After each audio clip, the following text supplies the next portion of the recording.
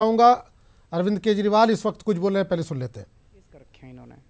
मेरे घर के ऊपर पुलिस की रेड कराई प्रधानमंत्री जी ने। मेरे बेडरूम के अंदर पहुंच गई दिल्ली पुलिस। मेरी किचन के अंदर, रसोई के अंदर पहुंच गई दिल्ली पुलिस। बताओ मैंने कौन सा भ्रष्टाचार किया था।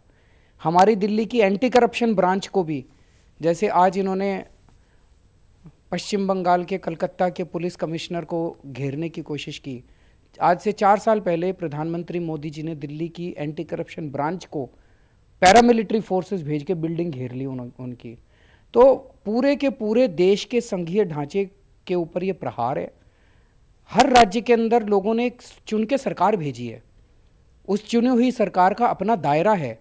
अगर इस तरह से केंद्र सरकार के पूरी मशीनरी को दुरुपयोग करके प्रधानमंत्री जी किसी भी सीबीआई को भेज देंगे, इनकम टैक्स को भेज देंगे, ईडी को भेज देंगे, वहाँ की मशीनरी को ध्वस्त कर देंगे, वहाँ के अफसरों को डराने की कोशिश करेंगे, लोकल पुलिस को डराने की कोशिश करेंगे, ये देश नहीं बचने वाला।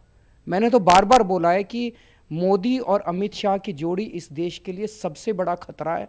अगर हम इस देश को बचाना चाहते हैं तो हमें इस जोड़ी को किसी भी हालत में इस चुनाव में हराना पड़ेगा।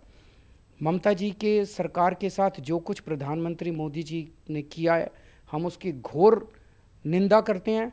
और इस देश में जो भी इस देशभक्त है, जो भी भारत के बारे में जरा सा भी सोचता है, उसी को इसकी कड़ी निंदा करनी चाहिए और ममता जी के साथ खड़ा होना चाहिए पूरे देश को। और देश खड़ा है, आज पूरे देश के अंदर इसकी चर्चा हो रही है। और मोदी और शाह की जोड़ी को इस बार चुनाव में उखाड़ के फेंक देना चाहिए।